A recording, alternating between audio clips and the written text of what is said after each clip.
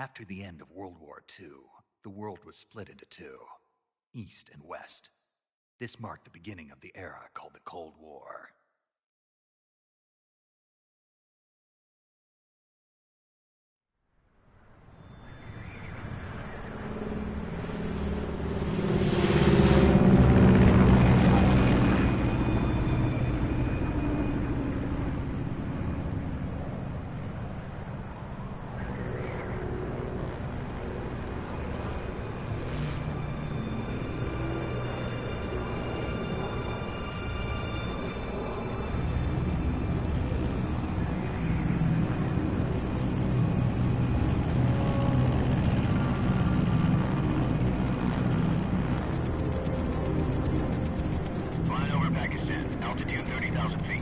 Approaching Soviet airspace.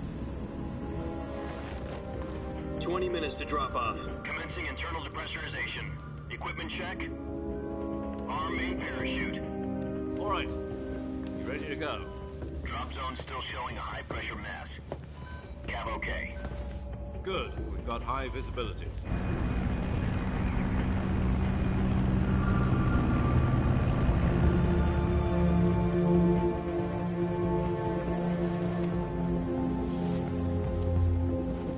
Put out that cigar. Connecting oxygen hose to interior connector. Put on your mask.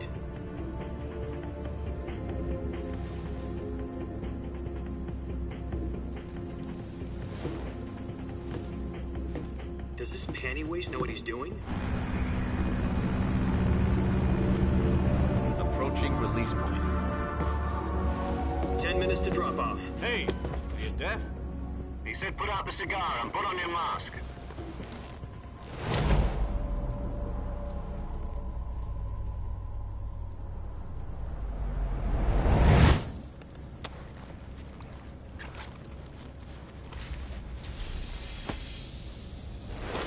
Depressurization complete. Checking oxygen supply. 6 minutes to drop off. Opening rear hatch.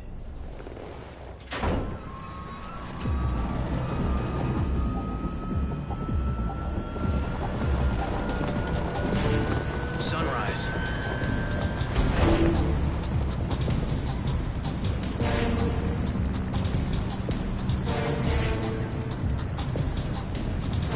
External temperature minus 46 degrees Celsius. 2 minutes to drop off. Stand up. You'll be falling at 130 miles per hour. Try not to get frostbite from the wind chill. 1 minute to drop off. Move to the rear. Activate the alarm bottle. This is one for the history books. The world's first halo jump. 10 seconds to drop off. Stand by. Status okay. All green. Prepare for drop-off. Countdown. 5, 4, 3, 2, 1. Spread your wings And fly. God be with you.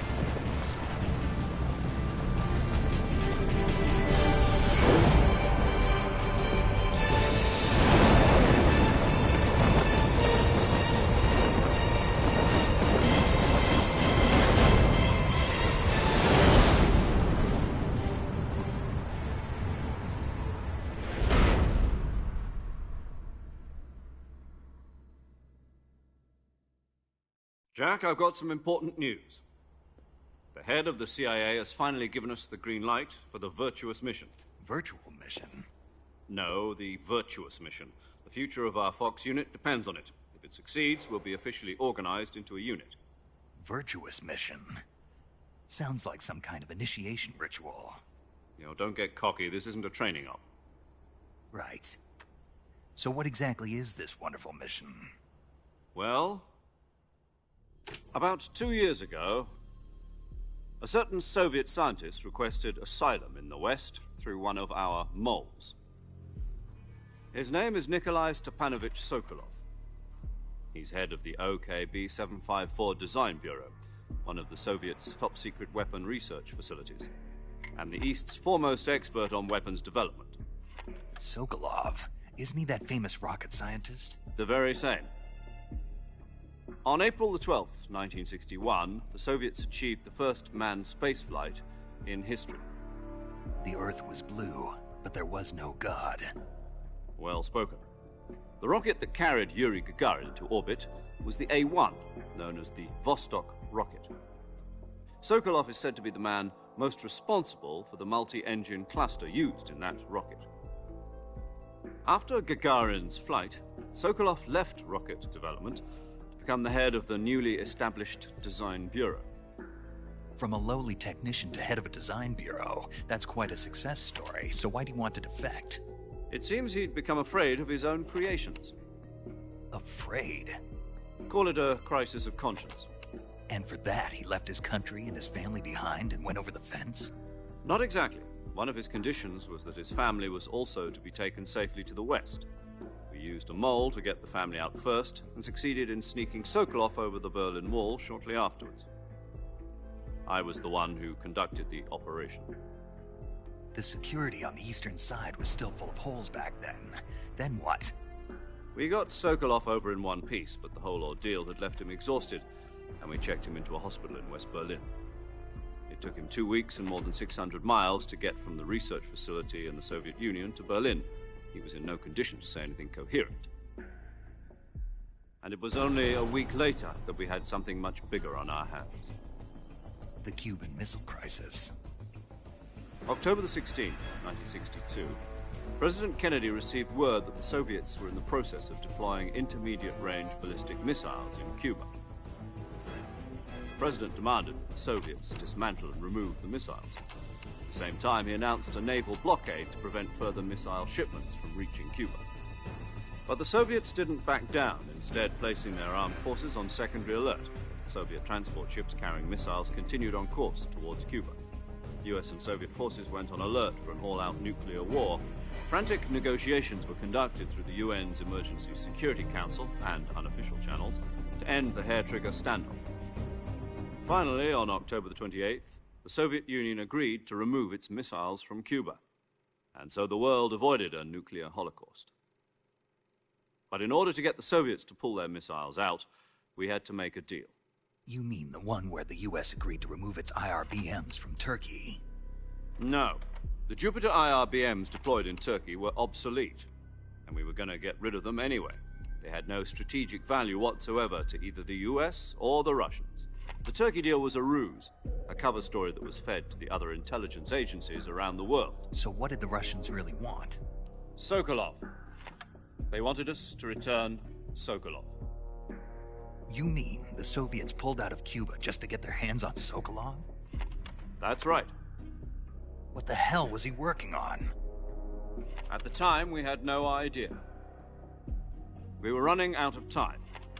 It was either give up Sokolov or risk full-scale nuclear war. In the end, we had no choice. President Kennedy gave in to Khrushchev's demand. The next day, I got Sokolov out of the hospital, handing him over to agents on the eastern side. Sokolov kept on screaming, "Save me," until he disappeared from my sight. Then, a month ago, we received some new information from one of our moles. About Sokolov? Yes. He was taken back to the research facility and forced to continue working on the weapon in question under KGB supervision. What's more, it's on the verge of completion. So what kind of weapon is it? Something to do with space rockets? No, missiles. Same technology. I guess you're right. We don't know the details, but it appears to be a new kind of nuclear device. For half a year now, the Soviets have been conducting frequent nuclear tests at Semipalatinsk. Something to do with the weapon, I assume. We're talking about a secret weapon so big that Khrushchev was ready to pull out of Cuba to get it back. Is Sokolov still in the facility?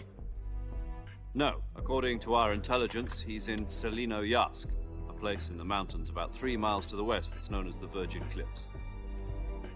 The Virgin Cliffs. Nice name for a virtuous mission. They moved him there just recently. Why? Apparently, they're conducting a field test of the weapon, but it's our best chance to get him back. This mission would never have been possible if he was still in the research facility. This is our last chance. Sokolov must have known that too when he contacted us.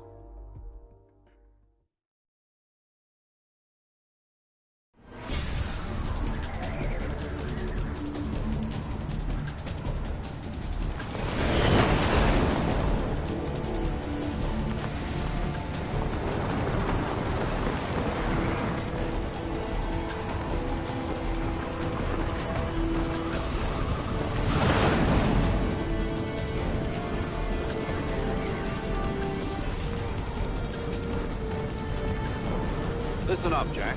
Your mission is to infiltrate Selino-Yarsk in the Soviet mountains, ensure the safety of Sokolov, and bring him back to the West.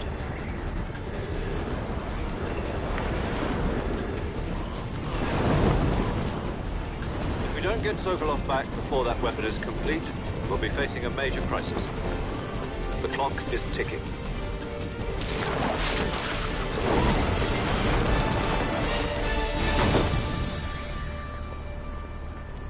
Once we've confirmed the rescue of Sokolov, stand by at the recovery point. A recovery balloon will be dropped at that point. Helium will be pumped into the balloon to inflate it. The process takes about 20 minutes. Once it's complete, the gunship's arm will latch onto the balloon and pull it up. The Fulton surface-to-air recovery system. I'm familiar with the theory. Take it easy. It's been combat-proven. Do you think Sokolov is up to it? The shock will be less than during a parachute jump, and the arm can handle up to 500 pounds. So you're planning on going over the border in a single combat Talon? She's equipped with two 6-barrel 20mm Vulcan cannons, as well as two 40mm machine guns. Sounds like she could hold her own against a battalion of tanks. Even with the fuel in the reserve tank, we're facing a 4-hour time limit. If all goes well, it shouldn't take more than a few hours. Home in time for dinner. But if anything goes wrong, you'll be eating dinner, breakfast, and all the rest of your meals in the jungle.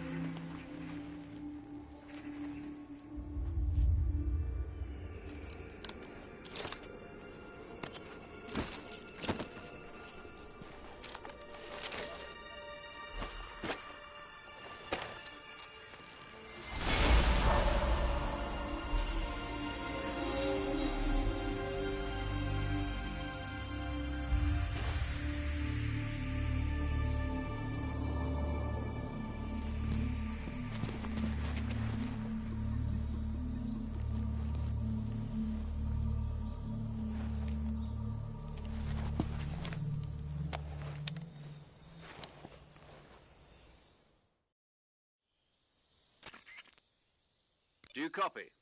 You're already in enemy territory, and somebody might be listening in. From here on out, we'll be using code names to refer to each other. Your code name for this mission will be Naked Snake. I'll be referring to you as Snake from now on. You're not to mention your real name. Snake? What, you don't like snakes? What do you mean? Well, you've eaten one before, haven't you? In survival training. I'm glad to hear that. I don't know if I'd ever order one in a restaurant, but... Be careful, you might not have a choice. What about you, Major? What should I call you? Let's see. I'll be Tom. Call me Major Tom. This will be a sneaking mission. You must not be seen by the enemy. You must leave no trace of your presence. Is that clear? This kind of infiltration is the Fox unit's speciality. In other words, weapons and equipment are procured on site. That goes for food as well. You're completely naked, just as your name implies. Great. Now I see why you asked me if I like snakes. I suppose calling me Snake was your idea of a joke, too. No. There's a good reason for that. I'll tell you later when the time is right. Gotcha. Getting back to the subject, how exactly am I supposed to feed myself? You've been issued a knife and a tranquilizer gun. Use them to hunt for food. You'll also find some medical supplies in your backpack. Yeah, about the backpack. I lost it in a tree on the way down.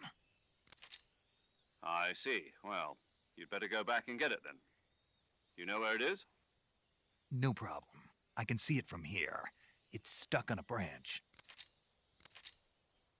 To climb a tree, stand in front of a tree that's covered in ivy and press the action button. I'll be monitoring your progress over the radio.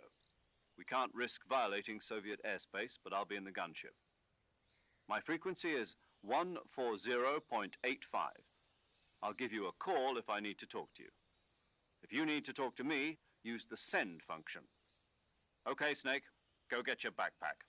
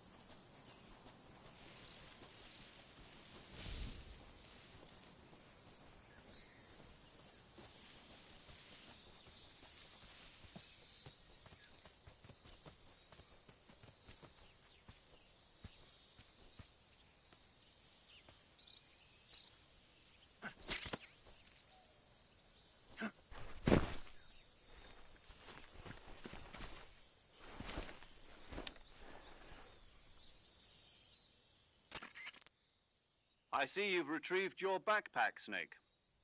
To equip a weapon, it's necessary to take it out of your backpack. In the survival viewer, choose Weapon from the backpack. Your available weapons will be displayed in a list on the screen. From that list, choose the weapon you want to equip and press the Enter button. For other equipped items, just do the same thing from Item. Got it. Use the survival viewer backpack. Yep, that's right. Survival is fundamental to this mission. After you've been out in the field for a while, your stamina will start to drop. If your stamina gets too low, it'll affect your performance. You won't be able to shoot accurately, for example, and your wounds won't heal as smoothly. Keep an eye on your stamina so you don't run out.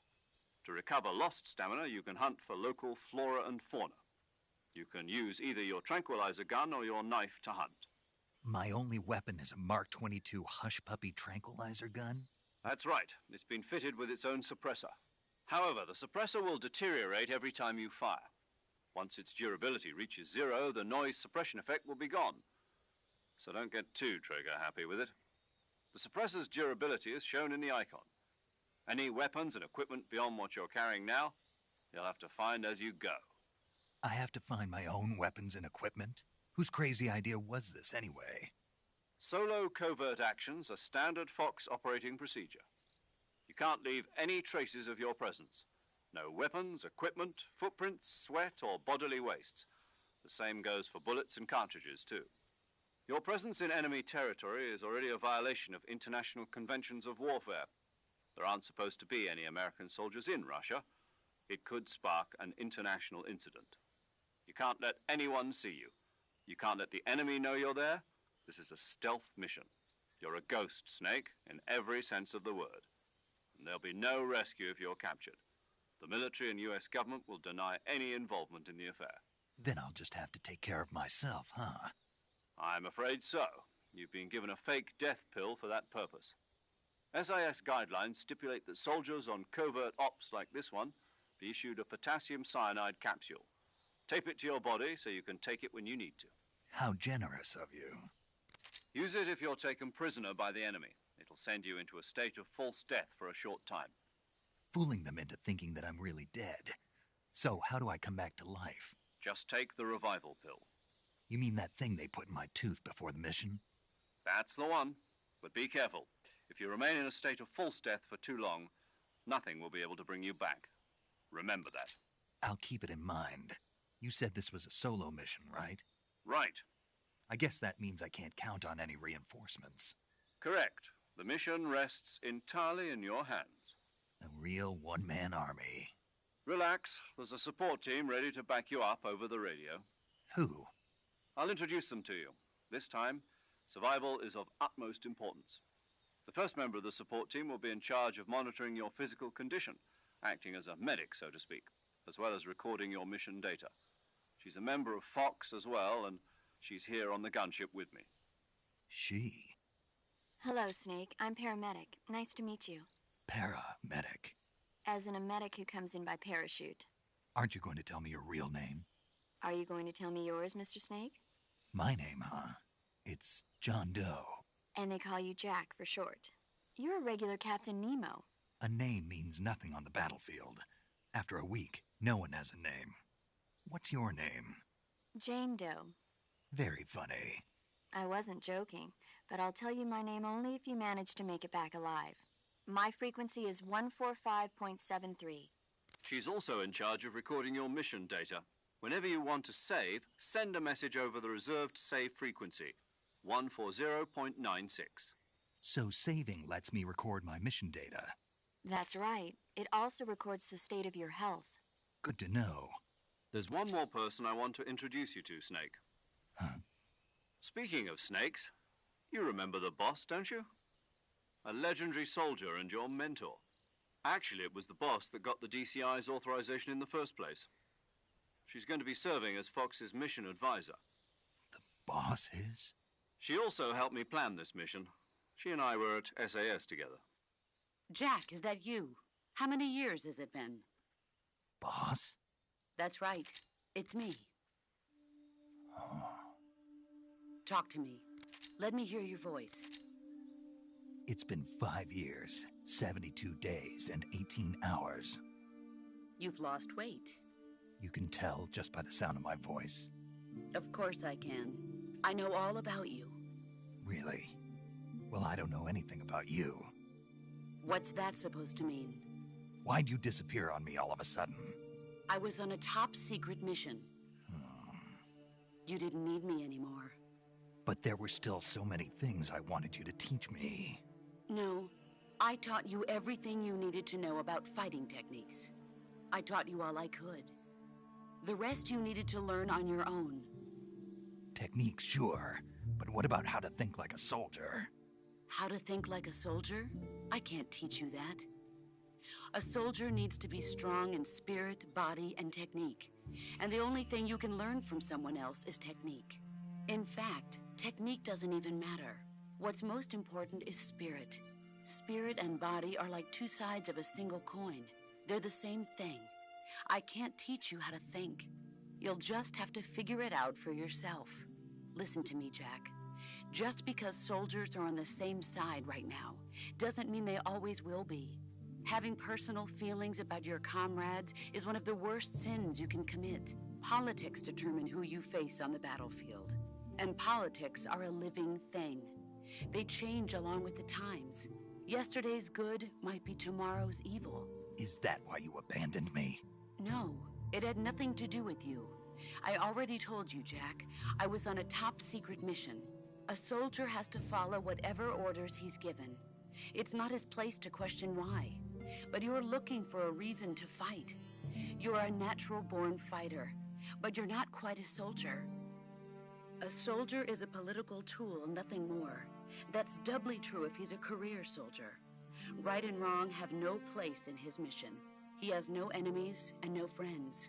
Only the mission. You follow the orders you're given. That's what being a soldier is. I do whatever I have to get the job done. I don't think about politics. That's not the same thing.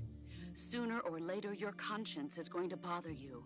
In the end, you have to choose whether you're going to live as a soldier or just another man with a gun. There's a saying in the Orient, loyalty to the end. Do you know what it means? Being patriotic. It means devoting yourself to your country. I follow the president and the top brass. I'm ready to die for them if necessary. The president and the top brass won't be there forever. Once their terms are up, others will take their place. I follow the will of the leader, no matter who's in charge. People aren't the ones who dictate the missions. Then who does? The times. People's values change over time, and so do the leaders of a country. So there's no such thing as an enemy in absolute terms. The enemies we fight are only enemies in relative terms, constantly changing with the times. As long as we have loyalty to the end, there's no point in believing in anything, even in those we love. And that's the way a soldier's supposed to think? The only thing we can believe in with absolute certainty is the mission, Jack. All right, but do me a favor. What is it? Call me Snake. Snake. Oh, right. Your codename is Snake. It suits you well. That's right. The legendary unit that the boss put together during World War II was a snake. The Cobra unit, a group of heroes that brought the war to an end and saved the world. As long as you've got a legendary hero backing you up, you'll be fine. Isn't that right, Snake? Yeah, I can't think of anyone else I'd rather have with me. Oh, and one more thing, boss. Yes? It's good to hear your voice again. Same here. After all, who knows if either of us will make it out alive? Snake, you are always best at urban warfare and infiltrating buildings. But this is the jungle. Survival is going to be key. Those CQC techniques I taught you are sure to come in handy.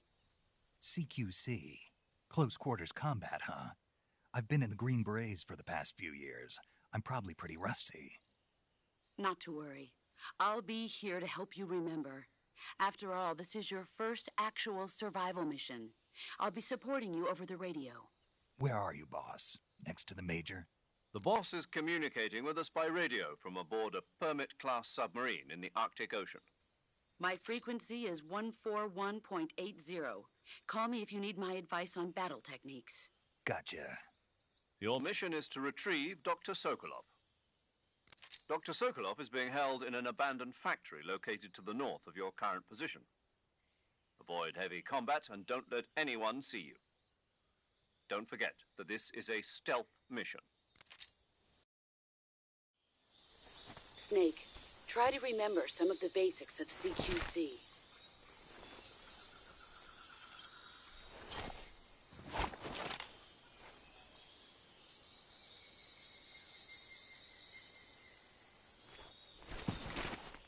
Commencing virtuous mission now.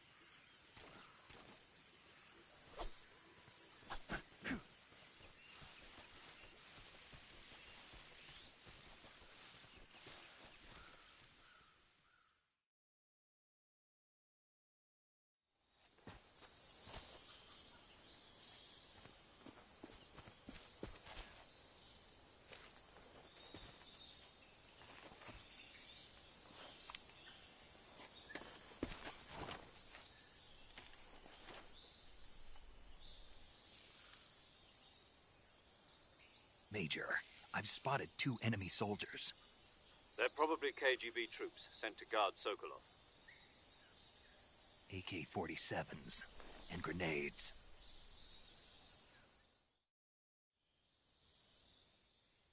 Snake, your presence in Soviet territory is already a violation of international law. We can't let the Kremlin find out that the CIA and the American government are involved. Contact with the enemy is strictly prohibited. Don't engage them in battle either. This is a stealth mission. Got that? The Major is right.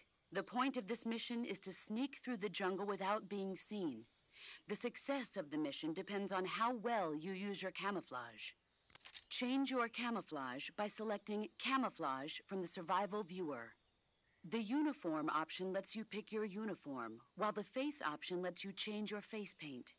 Choosing camouflage that blends in with your surroundings will help you conceal yourself more effectively. Also, don't forget that anything that moves will stand out in the jungle. If you just stand up and run around like an idiot, you're bound to be spotted. But if you crawl instead, you should be able to sneak by without being noticed.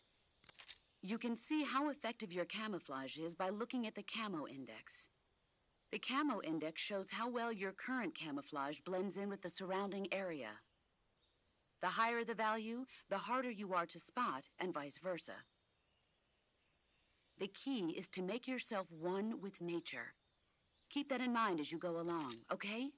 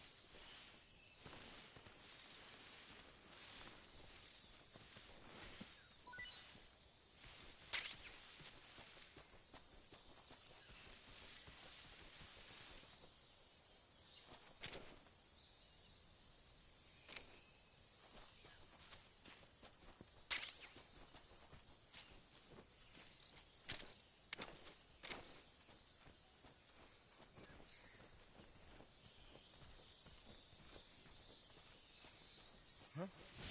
Who was that?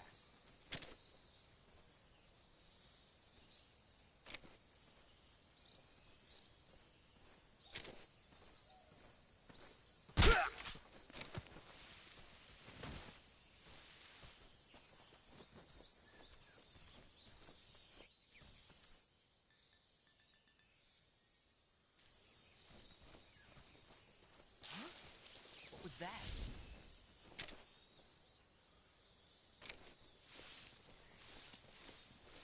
Something there.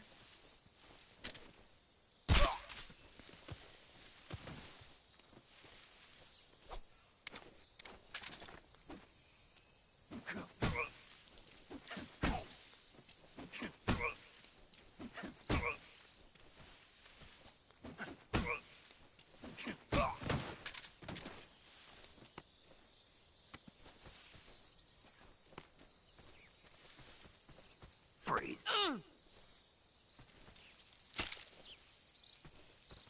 Don't shoot me, please!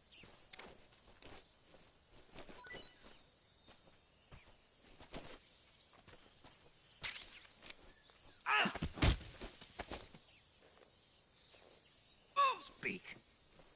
Hornets. They're terrifying.